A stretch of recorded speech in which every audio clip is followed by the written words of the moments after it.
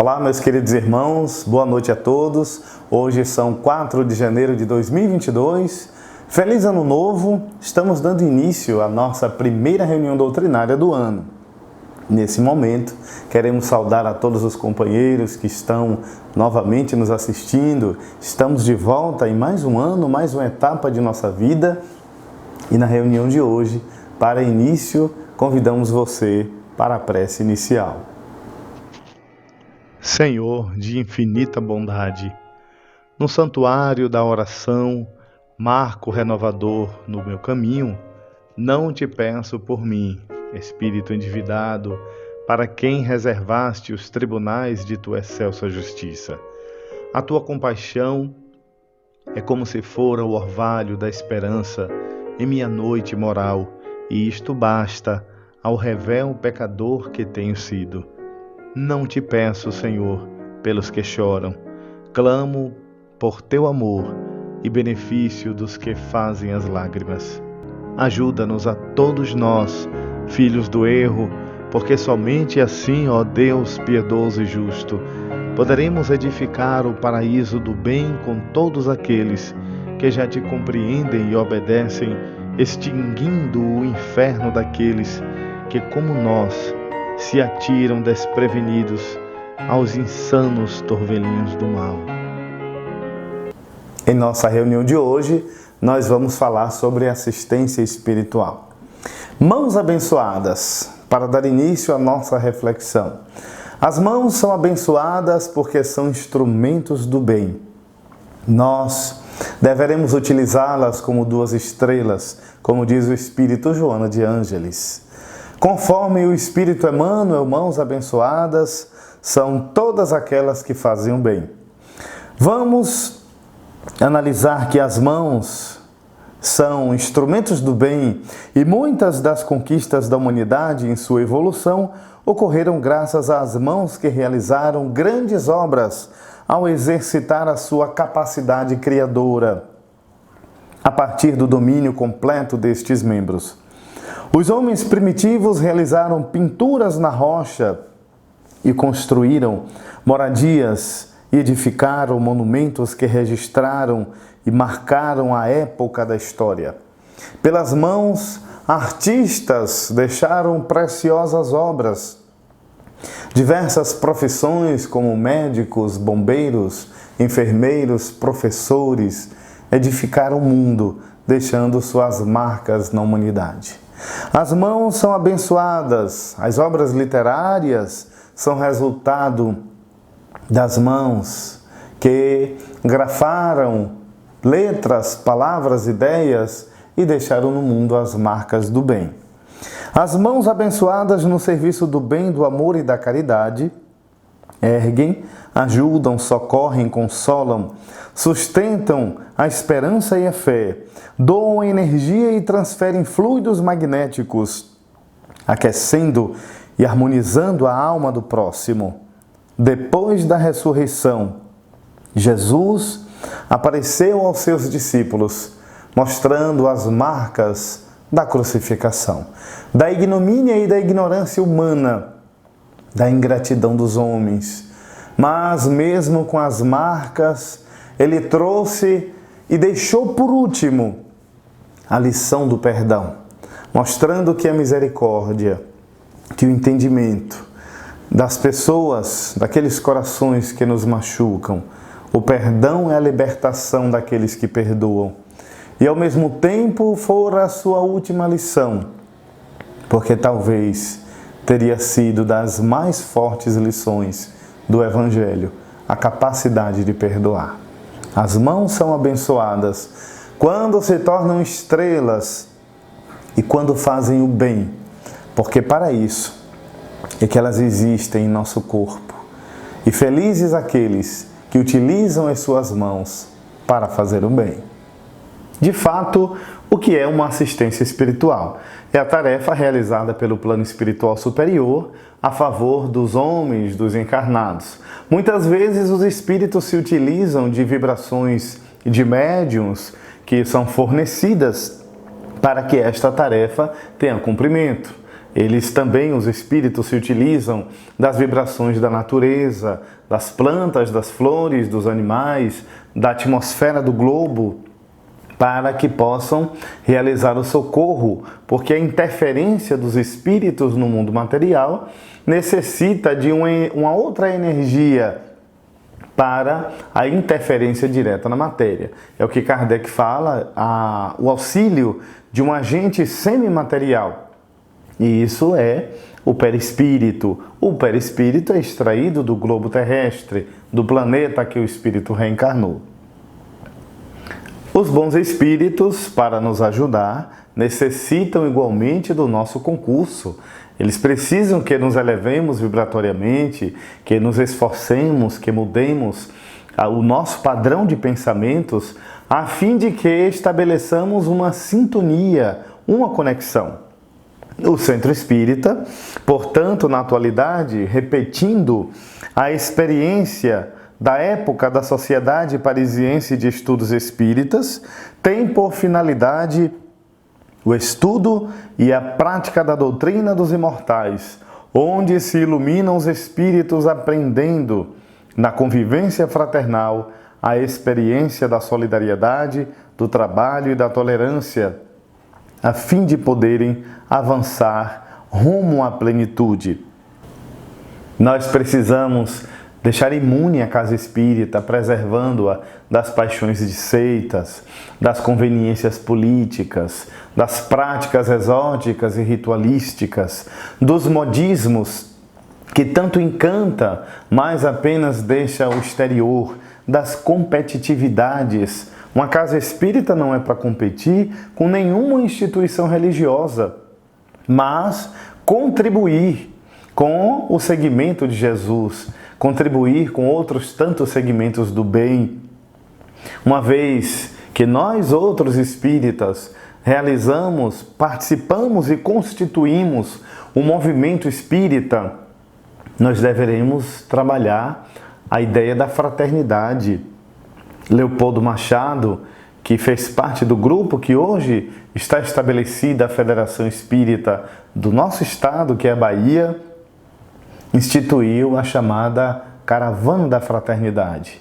Bezerra de Menezes, quando participou do movimento federativo espírita brasileiro, trabalhava muito a ideia da unificação do movimento espírita. Então, por que competir se nós vivemos e buscamos um mesmo ideal? Nós entendemos que o Centro Espírita, ele tem a sua planificação, o projeto é realizado no mundo espiritual, antes que se dê a concretização na Terra. O grupo que vai participar daquele centro, ele já tem uma certa ligação espiritual. Existem razões espirituais de mais um centro ser instalado na Terra, até porque será uma escola de almas, será um ponto de iluminação na Terra, será uma instituição do Cristo para iluminar as almas e abençoar a vida humana na Terra, tanto quanto repercutir na vida espiritual. O espírito do Dr. Ignácio Ferreira diz que a obra do bem não é realizada de improviso, nem surge concluída de um momento para outro. Exige esforço, perseverança e dedicação. É somente ao sabor de muito trabalho que começa a surgir o centro, que começa a surgir o trabalho, e o prosseguimento faz parte daqueles que compreendem o real sentido do Evangelho. A fundação de um centro espírita ocorre na espiritualidade muito antes, isso sabemos. E os convites são feitos antes da reencarnação, visando o crescimento espiritual dos reencarnantes, o resgate e a redenção, reencontro de almas afins e atendimento dos enfermos do espírito. Quanto à escolha do nome da casa, é resultado de uma conveniência e do que for mais agradável e que tenha sentido para aquele grupo. Das várias atividades do Centro Espírita, nós vamos nos deparar com o atendimento fraterno, que o projeto Manuel Filomeno de Miranda, que é um projeto da Mansão do Caminho, na cidade de Salvador, eles falam sobre esse acolhimento. Na verdade, nós poderemos entender muito mais do que um atendimento, seria um acolhimento. É a condição de acolher o companheiro que chega, a pessoa que vem em busca de uma orientação. E, segundo o projeto Manuel Filomeno de Miranda, o acolhimento fraterno é uma psicoterapia e tem por finalidade receber as pessoas, orientando-as quanto às possibilidades de que a casa dispõe, em forma de recursos que são colocadas às ordens daqueles que vêm até o núcleo de iluminação espiritual, encaminhando os que têm problemas para receberem as respostas pertinentes às suas necessidades. E, por fim, trazendo o trabalho educativo e fraternal de bem conduzir todos aqueles que batem as portas da instituição espírita. Esta é a tarefa do acolhimento fraterno, porque muitas vezes o companheiro que chega, ele não chega sozinho. Quantas vezes é portador de transtornos obsessivos, quantas vezes de transtornos e conflitos existenciais. E nós não poderemos já de pronto ter um diagnóstico exato, cada caso é um caso, mas em suma, nós deveremos acolher sim o companheiro que chega como sendo a boa receptividade e a diretriz para que ele possa se dar bem na vida, para que ele possa, ele ou ela, refletir numa melhor proposta de bem viver.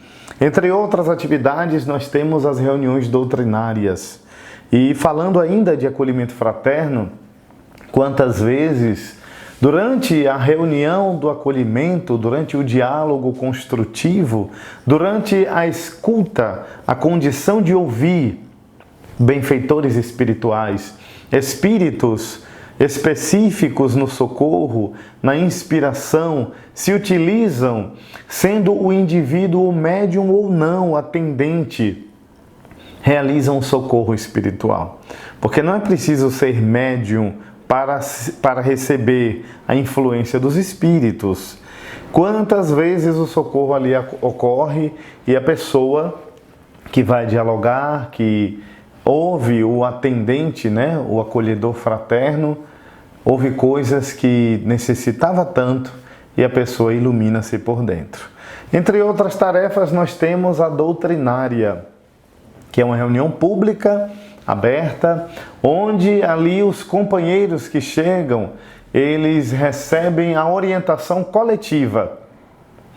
No livro Nos Domínios da Mediunidade, André Luiz, falando sobre a reunião pública, ele diz que após uma reunião doutrinária, são almas em turvação mental que chegaram, que acompanham parentes, amigos ou desafetos às reuniões públicas da instituição e que se desligam deles quando os encarnados se deixam renovar pelas ideias salvadoras expressas na palavra dos que veiculam o ensinamento doutrinário, modificado o centro mental daqueles que habitualmente vampirizam essas entidades, veem-se como despejadas da casa, porquanto alterada a elaboração do pensamento naqueles a quem se afeiçoam, experimentam súbitas reviravoltas nas posições em que falsamente se equilibram. Algumas delas, rebeladas, fogem dos templos de oração, como este, detestando-lhes temporariamente os serviços e armando novas perseguições às suas vítimas, que procuram até o reencontro. Contudo, outras, de algum modo, tocadas pelas lições ouvidas, demoram-se no local das predições e ansiosa expectativa, famintas de maior esclarecimento. Aí nós vimos com André Luiz a assistência espiritual que ocorre numa reunião mediúnica, após uma reunião doutrinária. Durante a própria reunião doutrinária, as pessoas chegam e são auxiliadas, os espíritos veem no centro um verdadeiro portal de luz, muitos encontram ali consolo e esperança, outros ainda arraigados na ignorância, no passado, nos seus delitos, não suportam e retornam, mas muitos são assistidos. Ninguém, pessoa alguma, entra no centro espírita e sai da mesma forma. Porque o centro espírita tem a equipe espiritual responsável e com o nível espiritual equivalente e ressonante ao grupo de encarnados. Quanto mais sério for aquele grupo dos encarnados, quanto mais as pessoas levem a sério a tarefa espírita, estudem, procurem manter a sua vida pautada naquilo que pregam, naquilo que falam, mais espíritos sérios estarão com elas. Kardec já dizia, todo trabalho sério atrai pessoas sérias e espíritos nobres. E na reunião doutrinária nós precisamos contribuir para que tenhamos o melhor proveito dessa reunião. Nós temos algumas dicas para que nós tenhamos um bom aproveitamento da reunião. Ao chegar na reunião, cheguemos antes de começar a palestra, se possível, até mesmo para nos ambientarmos, para harmonizar o nosso pensamento. Procuremos sentir a ideia do ambiente, a psicosfera. Peguemos uma mensagem curta ou longa e façamos uma leitura, ou fiquemos fazendo exercício de silêncio interior. Evitemos no ambiente conversas paralelas, conversas infrutíferas, até porque o ambiente já foi preparado pelos espíritos superiores, pelo grupo de trabalhadores, e necessita da contribuição daqueles que também chegam para que a atmosfera espiritual, a psicosfera, seja fortalecida. Fiquemos em silêncio e guardemos o silêncio interior. A música ambiente auxilia na concentração. Geralmente no centro espírita, antes do início da reunião, boa parte dos centros fazem isso, colocam uma música instrumental, até mesmo para ambientar e harmonizar mais o clima. Acompanhe a prece inicial proferida pelo apresentador, pelo dirigente, ou faça a sua prece silenciosamente, da sua forma, porque cada um de nós tem uma forma particular de conversar com Deus. E durante a palestra, coloquemos a nossa atenção. É até uma questão de ética, de respeito a quem está falando, tanto quanto aproveitarmos o conteúdo da exposição. Se sentirmos sono, façamos o possível para não ser dominados pelo sono. Fiquemos em pé, assistamos à palestra no fundo da plateia, em pé, ou procuremos tomar um pouco de água, mas não se permitir adormecer, até porque aquele momento não é favorável para tanto. Outra tarefa importante na casa espírita são os grupos de estudo, estudos dirigidos, estudos gerais do espiritismo, onde nós vamos ter um conhecimento mais aprofundado, e muitas casas espíritas têm estudos sequentes de aprofundamento na doutrina espírita, e nós precisamos estudar o conhecimento da verdade que nos liberta, que desenvolve o discernimento e a compreensão em torno da vida e dos nossos enigmas a serem resolvidos. Os grupos de estudo vão facilitar o conhecimento da verdade, e é esse conhecimento que nós levaremos para a vida toda. Outra tarefa importante na casa espírita são a assistência social, onde nós vamos ter contato além das paredes da casa espírita com comunidades, com famílias, que muitas delas não têm acesso à casa espírita onde nós participamos, e é uma forma de nós estarmos em contato com o ser humano. Quantas vezes ou quantos desses seres humanos tão iguais a nós, apenas em situações mais precárias, necessitando da ajuda, do caldo quente, da sopa, do arroz doce, necessitando do alimento não perecível, do sorriso, do abraço, do aperto de mão, das palavras de orientação, da escuta. Quantas vezes nós vamos analisar que o ser humano é o mesmo em essência, mudando de posição, mudando de lugares, mudando de situações, mas todos nós somos espíritos vivendo uma experiência humana, cada um no seu resgate e cada um na sua evolução. O Centro Espírita traz também, entre outras atividades, atividades artísticas, a juventude, a evangelização infanto-juvenil, com crianças também, que são campos de trabalho e de aprendizado muito importantes. Nós sabemos que, como diz o Espírito Amélia Rodrigues, preparemos as crianças de hoje e não será preciso punir os homens de amanhã, porque é através, segundo o Livro dos Espíritos, da educação moral que a humanidade dará um grande salto, e nós precisamos ser a base de uma nova geração, até porque voltaremos na geração futura e seremos mesmos os colhedores, nós mesmos, os colhedores daquilo que estamos plantando hoje. Nós precisamos, como diz Kardec em A Gênese, por quê?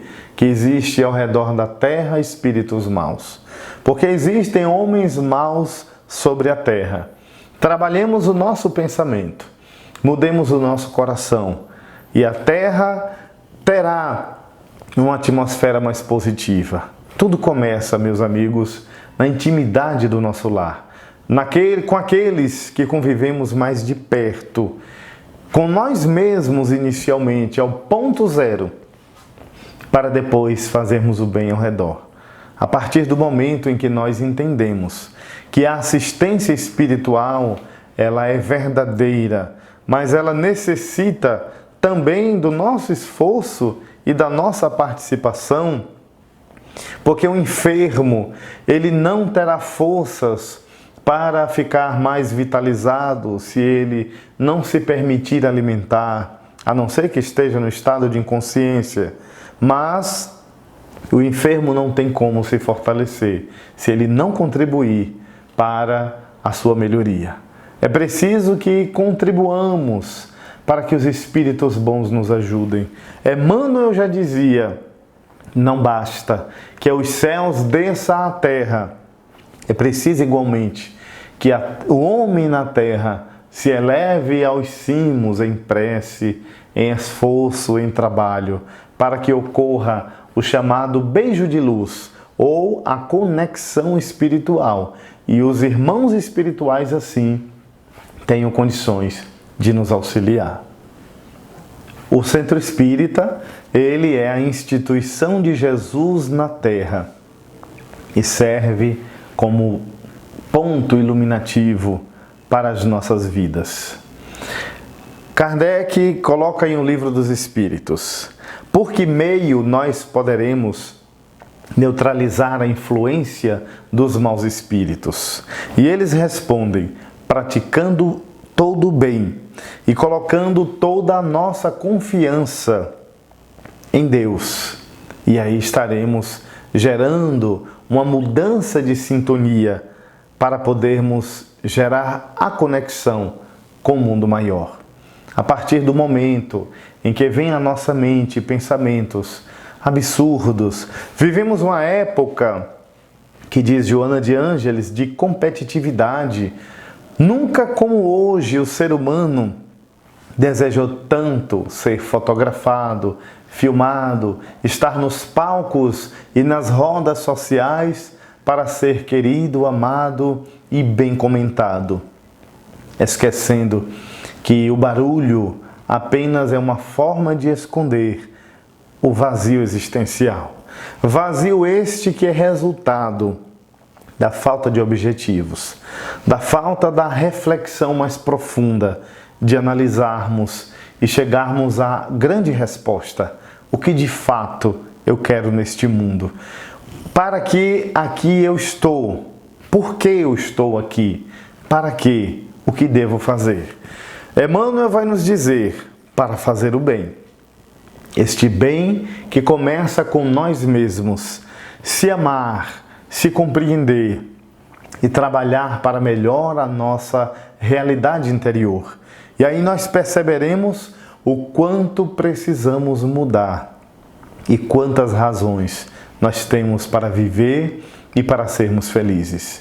Porque o vazio existencial é resultado de não termos uma definição do ponto de vista existencial.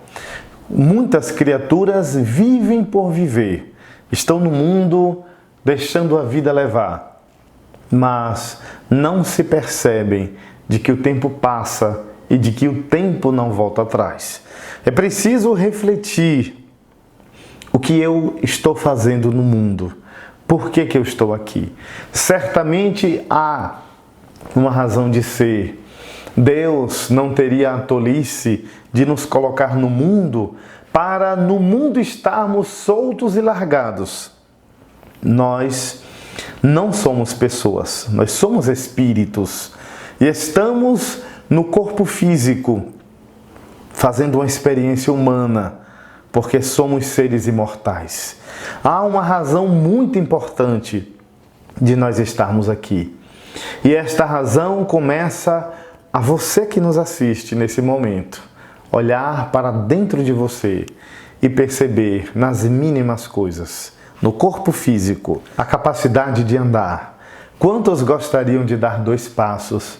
A capacidade de escutar o canto dos pássaros, de ouvir a voz da sua mãe, de ouvir uma música cantada pelo seu pai, por um amigo. Quantos gostariam de respirar profundamente e poder sentir a hematose, essa troca gasosa estabelecida pela natureza biológica do corpo? Quantos gostariam de ter as mãos para realizar atividades e não têm? E nós precisamos, mesmo não tendo as mãos, mas tendo outros meios de compensar, não enxergando, não escutando, ou seja, mesmo com as nossas limitações, sejam elas físicas, psicológicas, morais, financeiras, fazermos a chamada compensação. Se nós nos acreditamos limitados psicologicamente, porque não acreditamos que somos capazes de fazer uma reflexão de que nós somos seres espirituais. Ninguém é mais inteligente do que ninguém em essência, uma vez que conhecimento é cumulativo. Precisamos estudar, compensar. Se nós não temos recursos financeiros, precisamos trabalhar e suprir as dificuldades e viver de acordo com a nossa realidade, mas realizar tarefas que nos planifiquem e não sofrer com as situações que nos chegam. O grande detalhe do ser humano, de muitas pessoas, é que sofrem com determinados feitos ou determinados acontecimentos. Por exemplo, quantas personalidades ficam presas a um passado que deveria ser e não foi?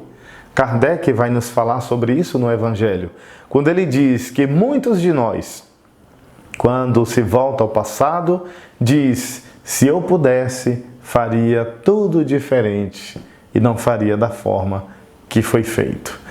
Não deveremos estar presos ao passado, porque o passado é uma experiência falida quando cometemos delitos morais, mas serve-nos de aprendizado. E o momento mais excelente se chama hoje, se chama agora. Fazer uma reflexão de que nós precisamos construir nossa felicidade, fazendo o bem. Quando se diz o mais importante é ser feliz, nós recapitulamos a frase e dizemos: o mais importante é fazer o bem a nós e à vida, fazer o bem ao próximo, e nós já estaremos sendo felizes, porque o bem ilumina a criatura que o realiza. E diante da assistência espiritual, certamente, diz-nos o Espírito Joana de Ângeles, que quando nós aramos, trabalhamos, já estamos em prece, porque as nossas mãos se tornam 2 estrelas, iluminando os caminhos, nos tornando semeadores. A prece é um outro recurso que deveremos nos utilizar sempre para refazer a nossa mente. Como diz Bezerra de Menezes, orar para recarregar as baterias da alma, e iluminaremos o nosso coração. Teremos a diretriz daquilo que deveremos fazer. Quantas vezes, aflito, Simão Pedro recolhia-se e orava.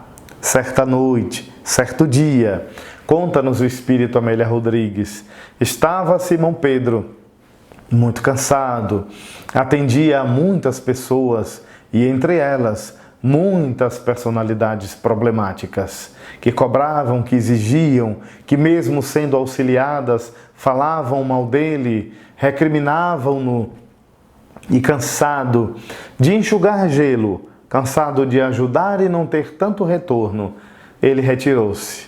Foi para o campo. Lá no campo ele viu o sol. Era manhã. O astro-rei que brilhava no espaço. O vento como uma brisa suave que balançava em tom de música as folhas, os tregais, as flores miúdas beijadas pelo astro-rei. Ele então sentiu-se no oásis e naquele momento entrou em prece. Viu que apareceu no céu, fulgurando no ar, um outro sol, e aquele outro astro que vinha na sua direção no alto. Simão Pedro deu-se conta de que se tornava ali uma figura humana. Era Jesus, pairado no ar, pairado, aquela figura divina e majestosa, como se o vento balançasse as vestes límpidas e suaves do Senhor. Simão Pedro quedou-se de joelhos e disse: ó Jesus, muito obrigado, porque viestes ter comigo. Jesus o olhou com certa ternura, profunda ternura, o olhou com misericórdia, estampou na face uma certa melancolia e disse: Simão, não posso ficar contigo. O apóstolo, tomado de espanto, disse: mas Senhor, eu me retirei porque estou cansado de tantas vidas complexas, de tantas pessoas problemáticas. Jesus olhou para o infinito e, voltando o olhar para Simão Pedro, disse: não posso, porque os meus irmãos me esperam na casa do caminho. Aquele astro tomou força e direcionou-se, pousando na direção da casa do caminho. Fica a lição. Simão Pedro entendeu que o refúgio é necessário como descanso, como refazimento. Mas a fuga dos problemas não é a melhor saída. Quantas pessoas encontram na chamada fuga da realidade a saída e deparam-se com a decepção? O suicídio é um dos grandes escapes dos problemas. Quantos jovens acorrem às casas religiosas com ideias suicidas, tentativas suicidas, por falta, quantas vezes, de um olhar, de uma atenção, de um diálogo, de um abraço dentro do próprio lar que não encontram. Quantos jovens perdidos, os pais trabalhando muito, com todos os seus quefazeres, Hoje, com o abraço ou a tomada da tecnologia, todos os aparelhos ocupados, as atenções voltadas para o próprio umbigo, para o ego, e não damos atenção, como diz o Espírito André Luiz, quantas vezes nos comovemos com o choro do companheiro que está longe e às vezes ao nosso lado padece um irmão de caminhada. É preciso refletir que a fuga da realidade é uma forma desesperadora de solucionar o que não se soluciona. Mas buscarmos meios para enfrentar os nossos enigmas, levantando a nossa cabeça através da compreensão de que os ensinamentos de Jesus são sementes para a vida inteira, são a diretriz para que tenhamos uma melhor alternativa para o nosso melhor modo de viver. Assim é que orar em nosso favor é atrair as forças superiores do mundo espiritual para nos ajudar, para nos levantarmos. Não permitir, neste mundo de ondas, de vibrações, de energias, sejamos dominados por pensamentos que nos colocam o moral para baixo, que nos levam à desistência, desistir jamais, ter o sentimento de esperança, o pensamento de que amanhã será outro dia. Chegaremos à compreensão de que vale a pena viver, vale a pena amar. Jesus deixara, por último, a lição do perdão, porque compreendia se tratar de uma das experiências mais dolorosas e difíceis da criatura humana. No entanto, uma das experiências mais libertadoras, porque através do perdão, começando pelo auto-perdão, é que nós entendemos que somos tão falhos, tão humanos quanto qualquer outra pessoa, que somos tão capazes ao mesmo tempo de entender que o outro não é melhor, não é pior do que nós, mas é tão nosso irmão.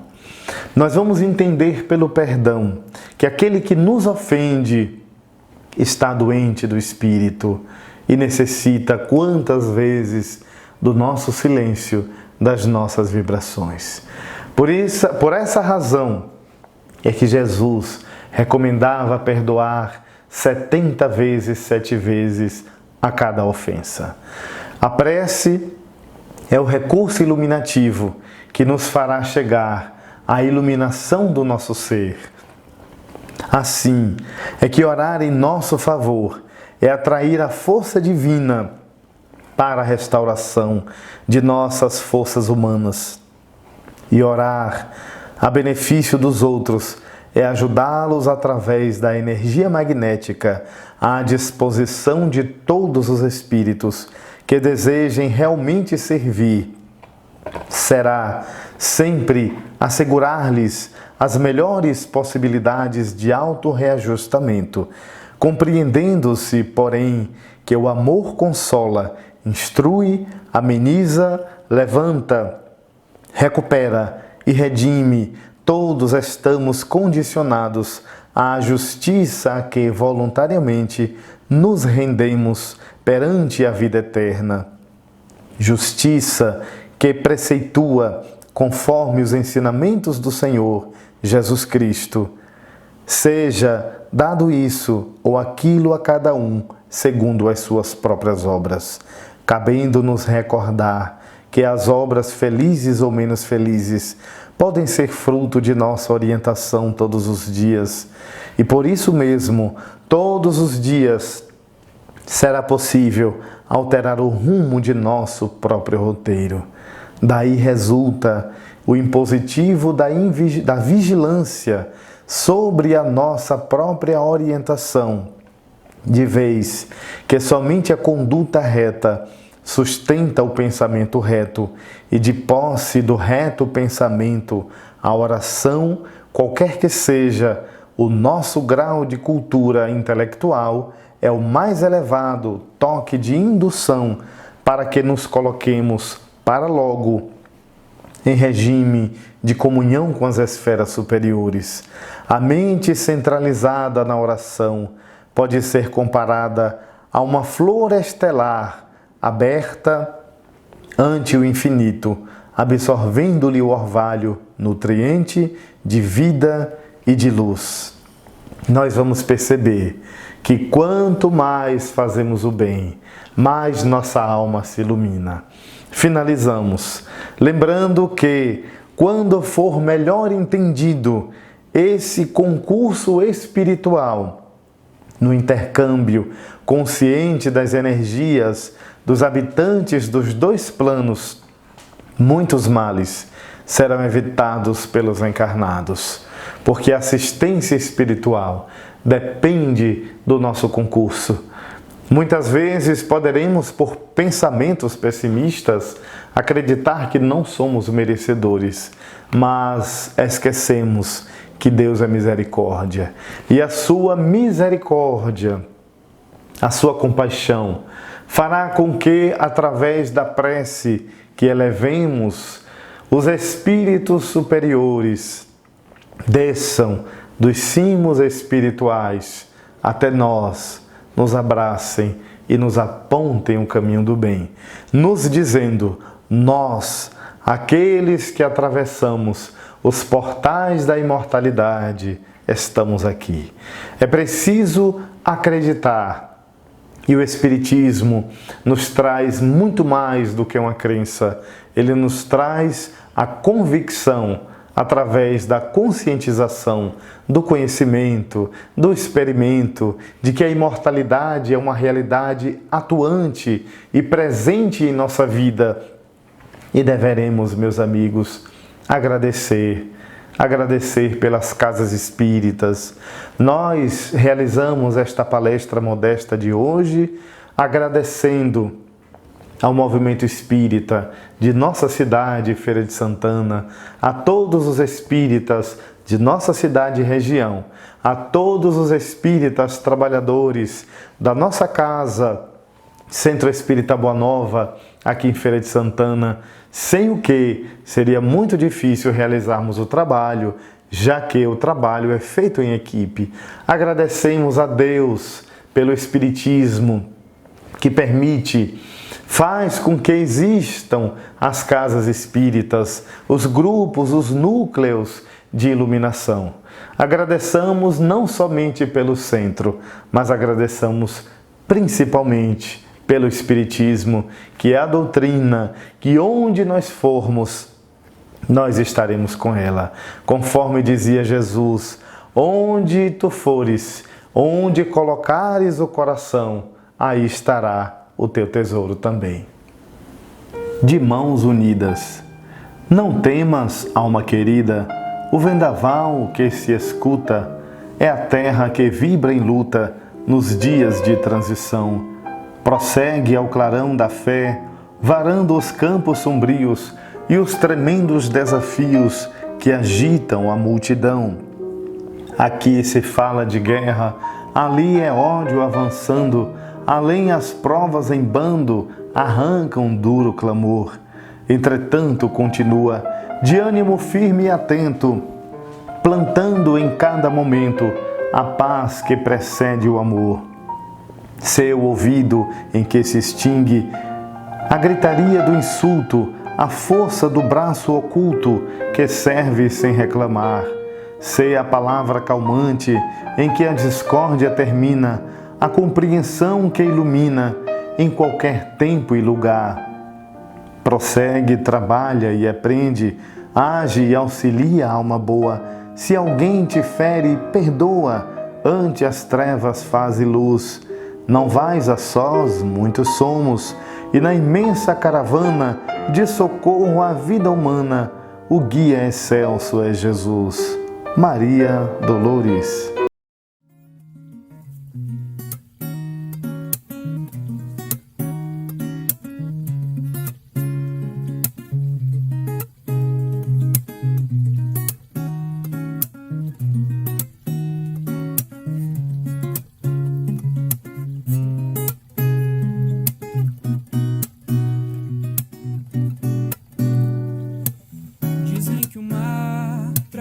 energia boa leva todas as impurezas que o mundo nos faz guardar. Pés descalços na areia pra sentir o momento e livres pra caminhar.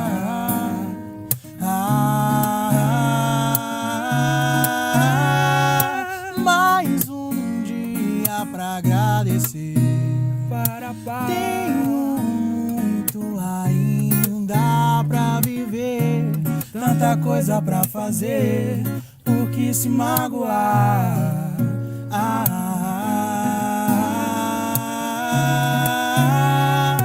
Mais um dia pra agradecer. Tenho muito ainda pra viver, tanta coisa pra fazer, por que se magoar?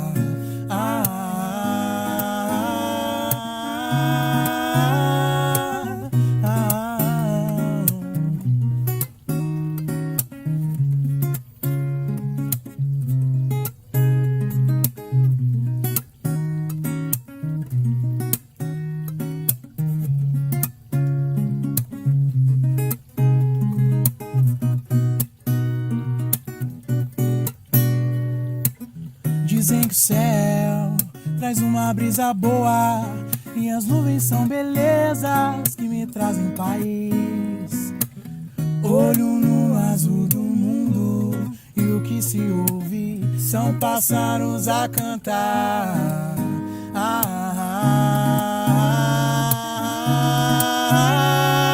Mais um dia pra agradecer. Tenho muito ainda pra viver, tanta coisa pra fazer, o que se magoar?